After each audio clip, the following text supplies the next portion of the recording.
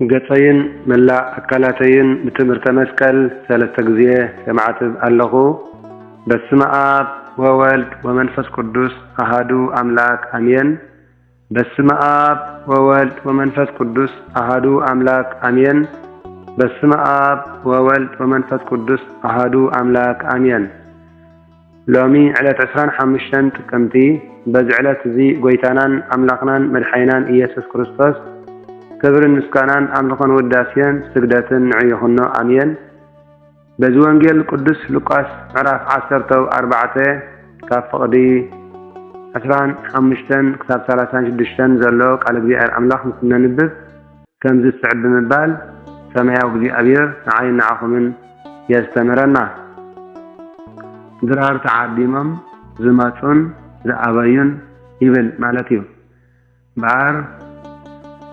ዓይንተ እግዚአብሔር አቦታት ካህናት ለአካነ ምስጢር ሐዋርያት ዲያቆናት አቦታት አዴታት መዘምራን ትምህርት ሰንበት መናእስያት ህፃናት ብናይ ጎይታናን አምላኽናን መድሓይናን ኢየሱስ ክርስቶስ ፍጹም ሰላም ኣብ ዘለናዮ ሰላም ናይ ስላሴ ምስ ኩልና ህዝበ ክርስቲያን ይኹን አሜን። ናይታ ብክልተ ወገን ቅድስትን ንጽሕትን ዝኾነት ኣዴና ቅድስት ማርያም ድንግል ብስጋ ድንግል ብሕልና ጸሎታን ረድኤታን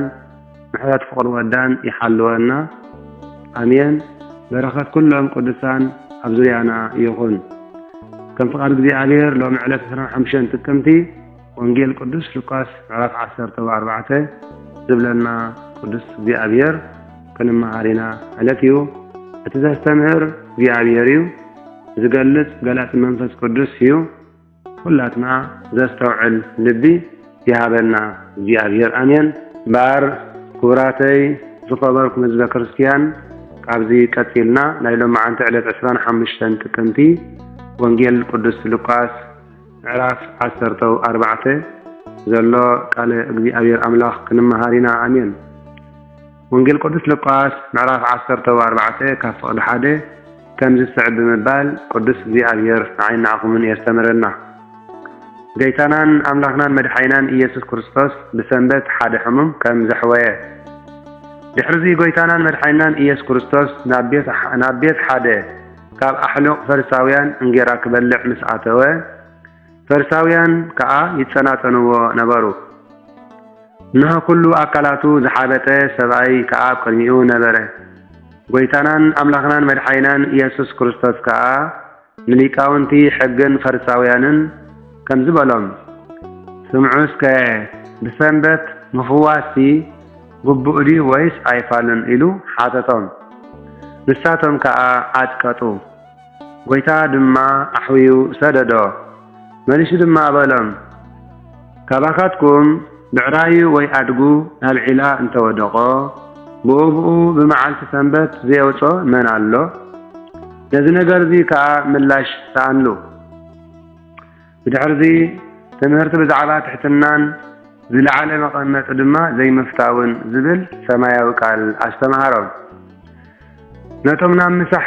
ዝተፀውዑ ድማ ዝበለፀ መንበር ክሓርዩ ምስ ረኣየ ከምዚ ኢሉ ምስላ መሰለሎም። ሓደ ናብ ምሳሕ እንተዓደመካ ኣብቲ ዝበለፀ መንበር ኣይትቀመጥ። ኣቐዲምካ ባዕልኻ ኣብቲ ዝበለፀ መንበር ኣይትቀመጥ። ምክንያቱ ካባካ ዝኸብር ካልእ ፀውዒ ከይከውን እሞ እቲ ዝፀዋዓካ ከዓ ሓወይ እዛ ስፍራ እዚኣ ነዚ ሕደገሉ ከይብለካ እሞ ሽዑ እንዳሓፈርካ ካብ ላዕላይ ናብ ታሕታይ መቐመጢ ክትወርድ ከይትጅምር ተጠንቀቕ። ምስ ተዓደምካ ግና ከድካ ኣብ ታሕታይ መቐመጢ ተቐመጥ። እቲ ዝፀዋዓካ መፂኡ ድማ ዓርከይ ናብቲ ዝለዓለ ቦታ ደይብ ምእንቲ ክብለካ ሽዑ ኣብ ቅድሚቶም ምሳኻ ዝምስሑ ኩሎም መቃመጥኻ ክብሪ ክኾነልካ እዩ በለ። ምክንያቱ እቲ ርእሱ ዘልዕል ኩሉ ክዋረድ እዩ፣ እቲ ርእሱ ዘትሕት ግና ክኸብር እዩ ይብለና አሜን። ጎይታናን አምላኽናን መድሓይናን ኢየሱስ ክርስቶስ ድማ ነቲ ፀውዖ ሰብኣይ ከምዚ በሎ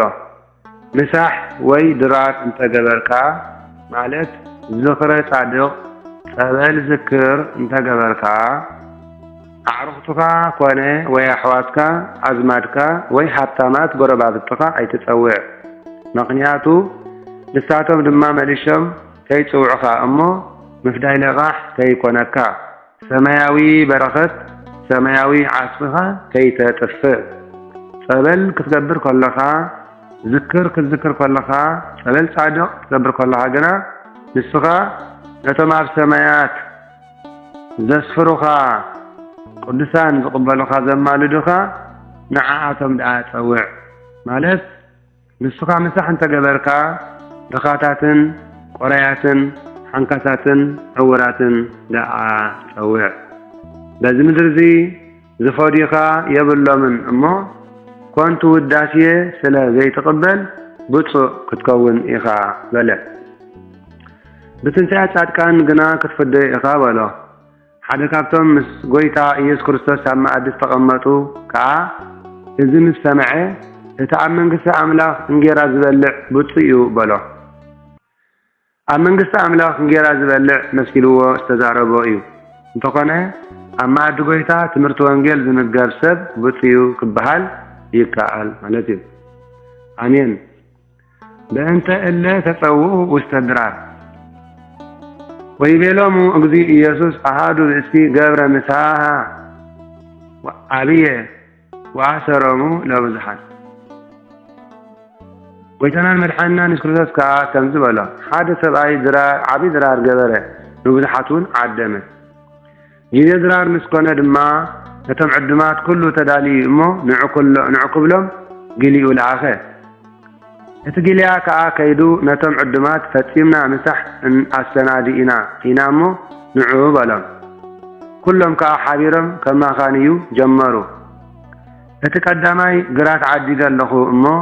ናብኣ ወፊረ ክርእያ ብግዲ ስለ ዘድልየኒ ከምዘይ ኣበኹ ጌርካ ከተማኻንየለይ ልመነካ ኣለኹ በሎ እቲ ካልኣይ ድማ 5 ጽምዲ ብዕራይ ዓዲገ ኣለኹ 2 ጽምዲ ብዕራይ ዓዲገ ኣለኹ ክፍትኖም ከዓ ክኸይድ እሞ ከም ዝመጻኩ ከምዘይ ኣበኹ ጌርካ ከተማኻንየለይ ልመነካ ኣለኹ በሎ እቲ ሳልሳይ ከዓ ሰበይቲ ኣእትየ ኣለኹ እሞ ክመጽእ ኣይኮነለይኒ በሎ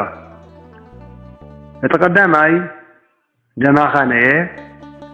ግራት ንሆ ዓዲገ ኣለኹ ማለቱ ኣይሁድ ናይ ክርስቶስ ምድራዊ ልደቱ እምበር ሰማያዊ ልደቱ ኣይንፈልጥን ኢና ማለቶም እዮም ኣብ ወንጌል ዮሐንስ ምዕራፍ 6 ካብ 38 ክሳብ 42 ዘሎ ቃል ክንምልከት ንኽእል እቲ ካልኣይ ዘማኻነየ ሰብ ድማ 5 ጽምዲ ብዕራይ ዓዲገ ኣለኹ ማለቱ ብ5 ጽምዲ ሕዋሳት ብ5 ጽምዲ ኣካላት ማለት 2 ኢድ 2 እግሪ ንኡስ መለሊት ዝውለድዎ ልደት ደኣ እምበር ብሕቱም ድንግልና ተጸኒሱ ብሕቱም ድንግልና ከም ዝውለድ ጌታና ኢየሱስ ክርስቶስ ኣይንፈልጥን ኢና ማለቶም እዩ 2 ጽምዲ ኣሓ እንተበለ ከዓ 5 ዓማደ ምስጢር እንተመሃሮም ኣብ 2 ጽላት እምኒ ዝተጻሕፈ ሕጋጋት ደኣ እምበር ካልእ ኣይንፈልጥን ኢና ማለቶም እዩ ኦሪት ዘጸአት 31 ፍቕዲ 18 እቲ ሳልሳይ ደማኻነ ሰብኣይ ከዓ ሰበይቲ ኣእትየ ኣለኹ እሞ ክመጽእ ኣይኮነለይን እዩ ማለቱ ሰብ ብሩካቤ ሰብኣይን ሰበይቲ ብዘርኢ ተራኺቦም ደኣ ይዋለዱ እምበር ብዘይ ሩካቤ ብዘይ ስጋ ከም ዝውለድ ጎይታ ኣይንፈልጥን ኢና ማለቶም እዩ ወንጌል ማቴዎስ 1:18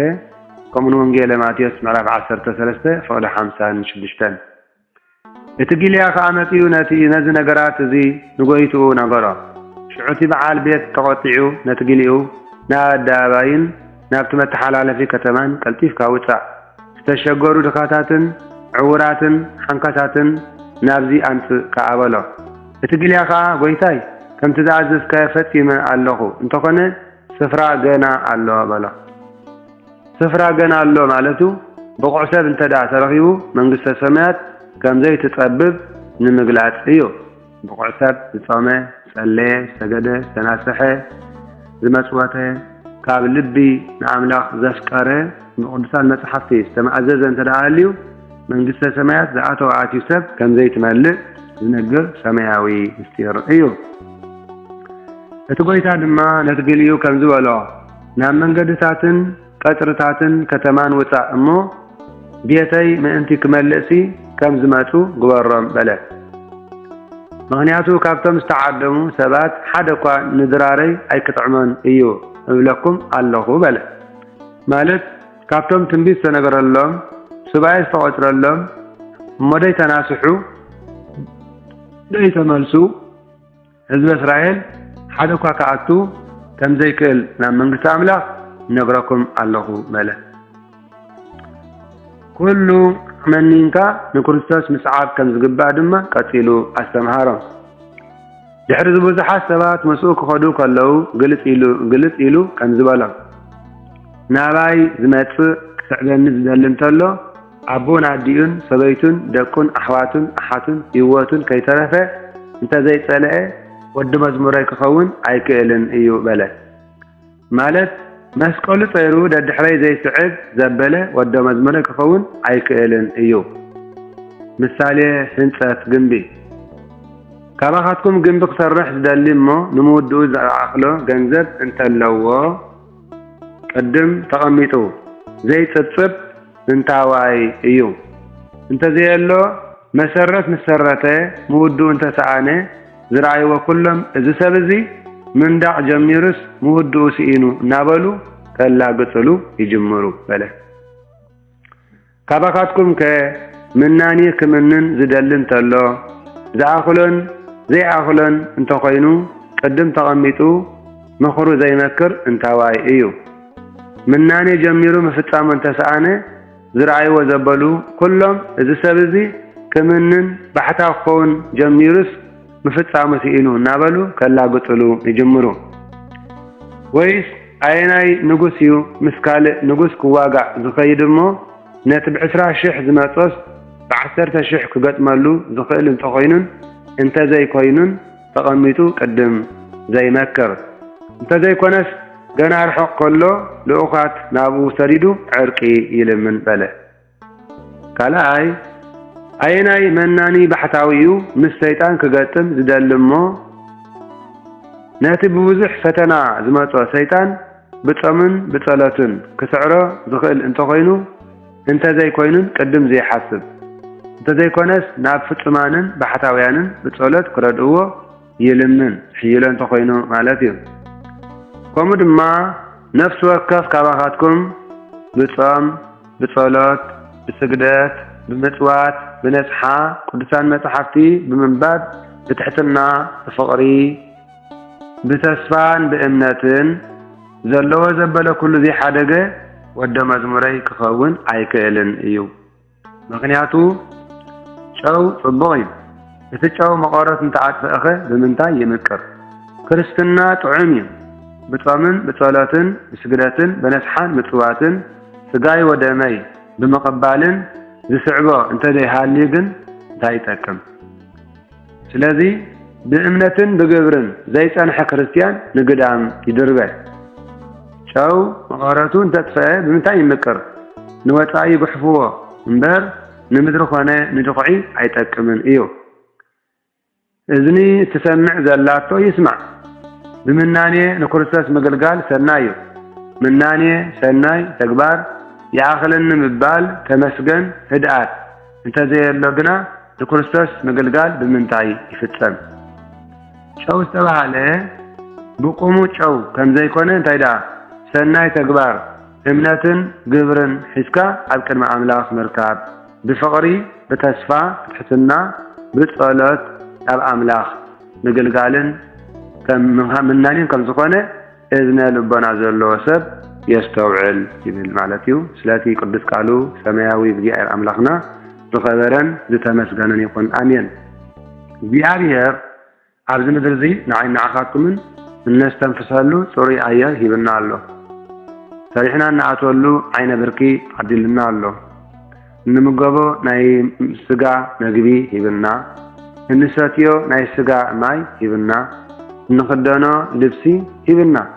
ننبرلو بيت معقبي محداري كله هيبنا الله معناته سلازي يعقلني مبال سفنا حيمانات عبي ربحا لازقنا نسقات انتي تسنفع تمسجن نسقات تمسجن مبال تسنفع كم زبهال كل جزية نعيلة انجرانا لومي هذا كلنا عن صحاتكمن نعيلة انجرانا نبلعه مقبين السجا نستاتي ماي نسجان نخدنا لبسن نحضر اللبيتين كون كلنا يسجا لتحضروا جنكا نعيلة انجرانا لومي هذا كلنا علتاوي قال ابي عبير املاخن علتاوي نسحان ምክንያቱ ኣብ ኩራኹም ፀሓይ ኣይዕረብኩም ስለዚህ ቅዱስ እግዚአብሔር አምላክ علتاوي نسحان دغنا ድማ ቅዱስ ቁርባን ስጉእ ወደሙ ናይ ነፍሲ መግቢ ሰማያዊ ህይወት ዘውርስ ሃበና እንዳበልኩም ንስኹም ንመዓልቲ መከራይ አኽላ ብዛዕባ ሎሚ ሕሰቡ ትማሊ አይናትኩም ንሓሊሳ ጽባሕ ድማ እግዚአብሔር ይዝፈልጥ ሎሚ አመገድ ስርቂ ንበሩ ቆሙ በመባል እግዚአብሔር كل ነገር نخبر أملاك كنبر كم زلنا نبرنا هيوتنا معلتها هيوتنا نخبر أملاك كنتس قلت قبر كم زلنا نقول سلت كل ነገር ዝገበረና ቢያር አምላክ ምስጋና ነው ጸሎት ገርና ክንድቀስ ከም ዘለና ምሸት ናይ ስግዳን ህይወት ክህልወና ከም ዘለዎ 41 እዚም ሃረነ ክርስቶስ በ41 ጭሪያ ላይሰን አዳምን ሔዋንን መስፈጸሙ ዘአተወለም ቃል ኪዳን ካብ ጓልጓልካ ተወሊደ ድሕሪ 5 መዓልትን ፍርቀታትን ከድሕነካ ከም ዝበሎም ከም ድማ ንዓና አርአያ ነኸውን ጌታና ኢየሱስ ክርስቶስ ኣብ ገዳመ ቆሮንቶስ 40 መዓልትን 40 ለይትን ምጽመ ኣብ መበል 41 መዓልቲ ናብ ኢየሩሳሌም ተመልሹ አቃና ዘገላ መርዓ ከም ዝተሳተፈ ምሳሌ ከም ድማ 64 ሰዓሊ ለነ ቅድስት ተኸአ አቦና ቅዱስ ኤፍሬም ንግዝእትና ማርያም ወላዲተ አምላክ በረከታ በዝሕሉ ሰላማ በዝሕሉ እግዚአብሔር ጸጋ በዝሕሉ ውድሳን ከሎ የሐቅ ብሶኒ ጀሚሩ በሰንበት ክፈጽም ከሎ 64 ሰዓሊ ለነ ቅድስት ዕድመና ንግዝእትና ማርያም ዝማለት እዩ እዚ መዓልታዊ ሓደ ክርስቲያን ክንሰግድ ኣለና ስግዳን ማለት እዩ ቅዱስ ሚካኤል ተዘይኮይኑ አደይ ማርያም ባለ ማርያም ተዘይኮይኑ ባለ ዝጊሄር ከም ድማ ቀዳመ ሰንበት እንተዘይኮይኑ ካብተን 5 ናይ ውግዘት በዓላት ወፃ ዘሎ መዓልታት ኩሉ ግዜ 41 ጭሪያ ላይ ሰነን 64 ሰዓልን ቅድስትን 105 እዚ መበገስ ማለት ነው ሓደ ክርስቲያን መበገስ ካብኡ ንድሓር ዝደልዮ ወላ ክተዓደክ ምስገድ زعقم مالتي تقولهم هذي كنقدر كلنا سماوي بزيار أملاكنا زقبر لنا سناي نجار زقبر لنا قدسنا ذهبنا بركات ما زاني يقولون مالتي أدفع عطفية عيب سنة كل نجار زقبر لنا زيارتين أنا أقول كبر مسكانا يتحكى فتعرف الله من أن يلمه وكل نجار كم فقد أملاك انت دعا نبيرنا كله ملؤي هواتنا مالتي كان فقط أملاك ترى نبرنا نزج جبرة زيادير مسكنا أيوة أمين نعم من بقالة وانجيلك قدس أو قويتا بك سمعنا قدس وانجيل نعم من أدحنا أمين